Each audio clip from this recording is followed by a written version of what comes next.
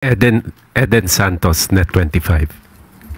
Kahit din po na nabanggit nila, Yusek, good morning po. Bukod po dun sa issue nung pagpapauwi ng Pangulo, kung talagang sincere daw po siya dun sa pakikipagkasundo sa mga Duterte, baka pwede rin magpa-hair follicle test ang Pangulo. May mga condition po para lang maipakita daw yung sinceridad po ng ating Pangulo dun sa kanyang pakikipag-reconcile or pakikipagkasundo sa mga Duterte. Ano pong reaction ng Malacanang dito? Ulit-ulit, paulit-ulit, uulit-ulitin ko, uulit-ulitin natin. Peke, ang video na siyang pinespread or isiniwalat nitong si Atty. Harry Roque. Dapat pa natin siyang paniwalaan? Uulit-ulitin ko, paulit-ulit na lamang siya. Yusek, follow-up lang po. Hindi naman din po batay dun sa video lang yung panawagang magpa-hair follicle test ang Pangulo. Bukod po doon, medyo... Paulit-ulit po ulit? Hair follicle test po ulit?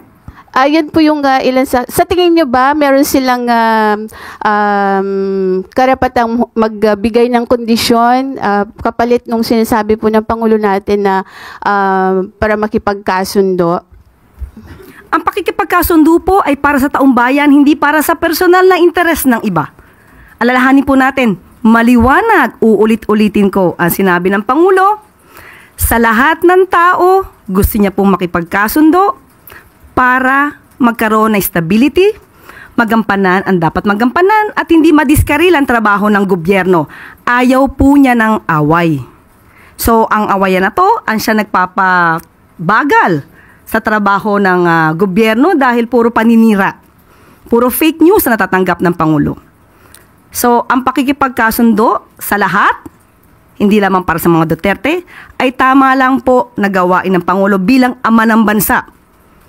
Magsasakripisyo na siya kahit siya na po yung sinisiraan, kahit siya na po yung binibigyan na maling kwento at binibigyan at ginagawa ng peke na video.